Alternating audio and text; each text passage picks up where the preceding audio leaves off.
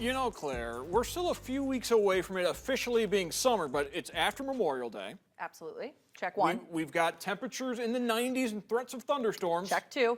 And we've got the Southwyck Lanes Bowling Challenge. It is now summer. That's all the tests you need to pass. What more could you ask for? Now, it officially started last week, but we're here for week 2. Let's meet our week 2 competitors. To Southwyck Lanes we go. Hank Schuster Jr.